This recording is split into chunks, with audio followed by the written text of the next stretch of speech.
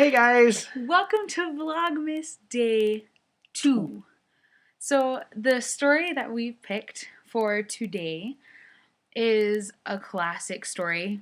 Most people have heard it. It's called The Gift of the Magi. And we decided It's it by works. O. Henry. Yes. It's great O. Henry. We decided that this would work better if we read you the story.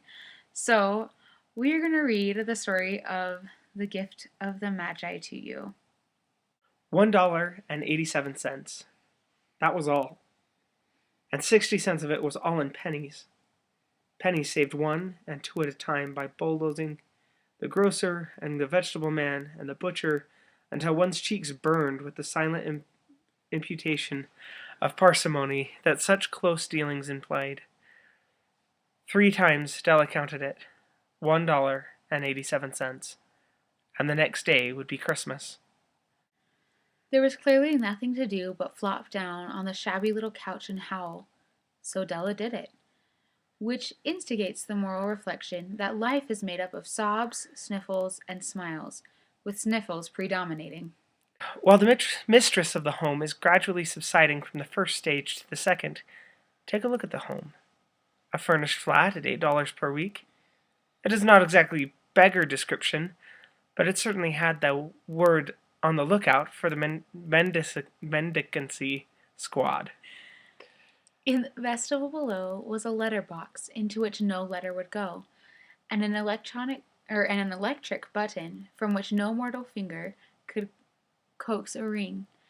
Also appertaining thereunto was a card bearing the name Mr. James Dillingham Young. The Dillingham had been flung into the breeze during a former period of prosperity, when its possessor was being paid $30 per week. Now, when the income was shrunk to 20, though, they were thinking seriously of contracting it to a modest and unassuming D.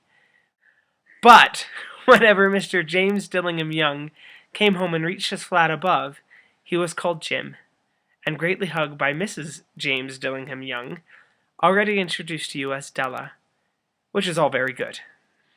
Della finished her cry and attended to her cheeks with the powder rag. She stood by the window and looked out dully at a gray cat walking a gray fence in a gray backyard. Tomorrow would be Christmas Day, and she had only $1.87 with which to buy Jim a present. She had been saving every penny she could for months with this result. $20 a week doesn't go far. Expenses had been greater than she had calculated. They always are. Only $1.87 to buy a present for Jim. Her Jim. Many a happy hour she had spent planning for something nice for him. Something fine and rare and sterling. Something just a little bit near to being worthy of the honor of being owned by Jim. There was a pier glass between the window and the room. Perhaps you have seen a pier glass in an $8 flat. A very thin, very agile person may, by observing his reflection in a rapid sequence of longitudinal strips, obtain a fairly accurate conception of his looks. Della, being slender, had mastered the art. Suddenly she whirled from the window and stood before the glass.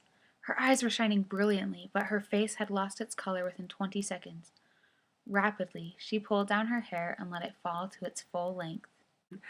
Now, there were 2 possessions of the James Dillingham Youngs, in which they both took a mighty pride. One was Jim's gold watch that had been his father's and his grandfather's. The other was Della's hair. Had the Queen of Sheba lived in the flat across the air shaft, Della would have let her hair hang out the window some day to dry, just to depreciate Her Majesty's jewels and gifts. Had King Solomon been the janitor, with all his treasures piled up in the basement, Jim would have pulled out his watch every time he passed, just to see him pluck at his beard from envy. So now Della's beautiful hair fell about her, rippling and shining like a cascade of brown waters.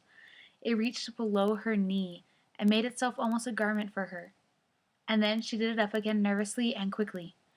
Once she faltered for a minute and stood still while a tear or two splashed on the worn red carpet. On went her old brown jacket. On went her old brown hat. With a whirl of skirts, and with the brilliant sparkle still in her eyes, she fluttered out the door and down the stairs to the street. Where she stopped, The sign read, Madame Sofroni, hair goods of all kinds. One flight up Della ran, and collected herself, panting. Madame, large, too white, chilly, hardly looked the Sofroni. "Will you buy my hair?" asked Della.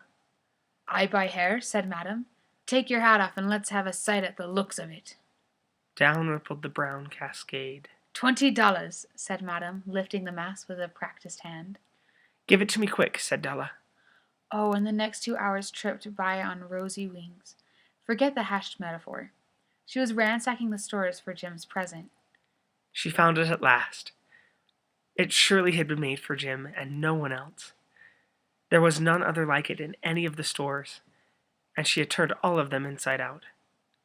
It was a platinum fob chain, simple and chaste in design, properly proclaiming its value by substance alone, and not by meretricious ornamentation, as all good things should do.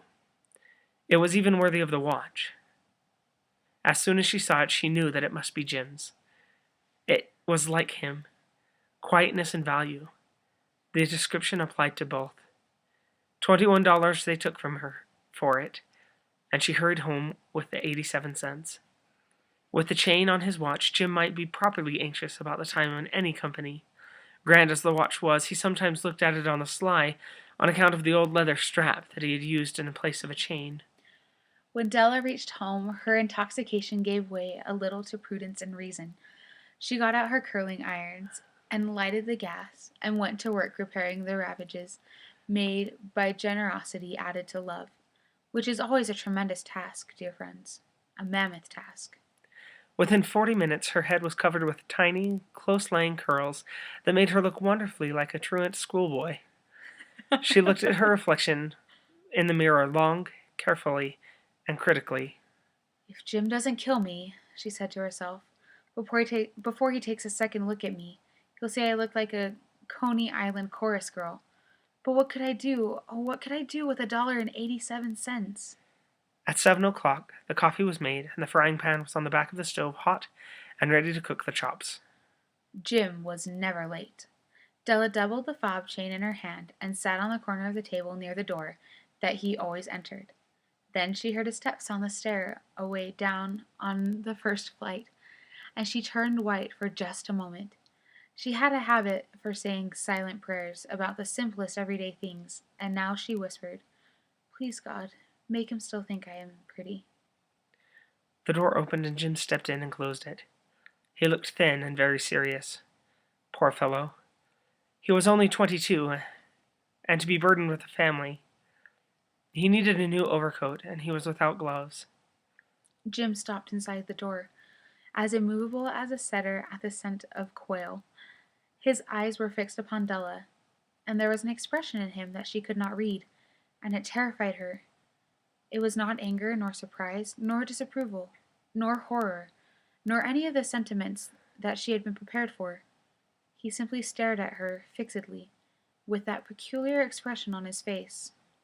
Della wriggled off the table and went for him. Jim, darling, she cried, don't look at me that way.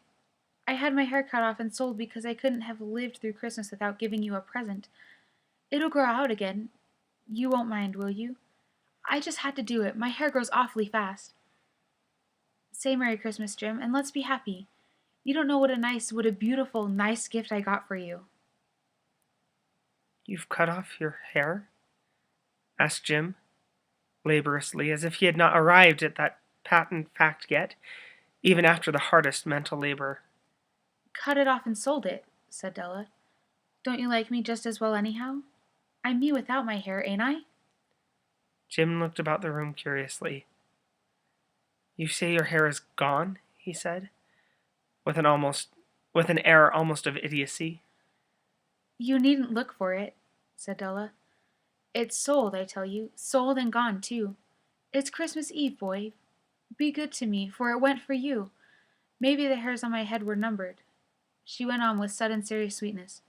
But nobody could ever count my love for you. Shall I put the chops on, Jim? Out of his trance, Jim seemed quickly to awake. He unfolded his Della.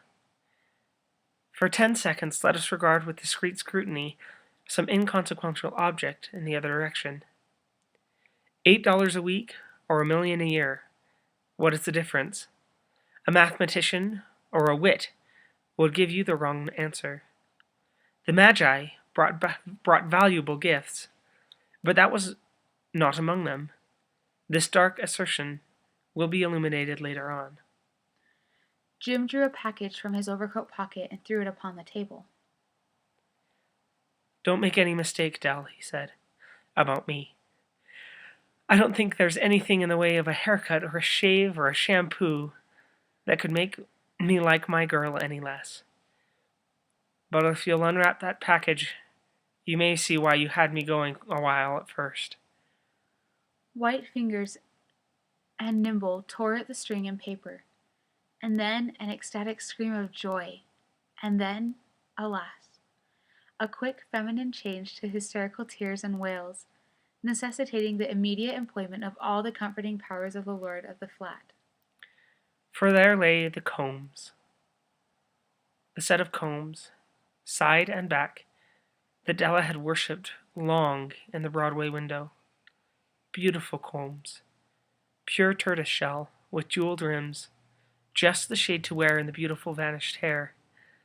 They were expensive combs, she knew, and her heart had simply craved and yearned over them without the least hope of possession. And now they were hers. But the tresses that should have adorned and the coveted adornments were gone. But she hugged them to her bosom, and at length she was able to look up with dim eyes and smile and say, "My hair grows so fast, Jim." And then Della leaped up like a little singed cat and cried, "Oh, oh!" Jim had not yet seen his beautiful present. She held it out to him eagerly upon her open palm. The dull, precious metal seemed to flash with a reflection of her bright and ardent spirit. "Isn't it dandy, Jim? I hunted all over town to find it. You'll have to look at the time 100 times a day now. Give me your watch. I want to see how it looks on it." Instead of obeying, Jim tumbled down on the couch and put his hands under the back of his head and smiled. "Dell," he said, "let's put our Christmas presents away and keep 'em a while. They're too nice to use just at present. I sold the watch to get the money to buy your combs. And now suppose you put the chops on." The Magi, as you know, were wise men, wonderfully wise men, who brought gifts to the babe in the manger. They invented the art of giving Christmas presents. Being wise, their gifts were no doubt wise ones, possibly bearing the privilege of exchange in case of duplication. And here I have lamely related to you the uneventful chronicle of two foolish children in a flat, who most unwisely sacrificed for each other the greatest treasures of their house. But in a last word to the wise of these days, let it be said that all who give gifts, these two were the wisest. Of all who give and receive gifts, such as they are wisest. Everywhere they are wisest. They are the Magi. So thank you guys. Tomorrow we will have another story for you. Story. We'll see you guys tomorrow. Bye. Bye.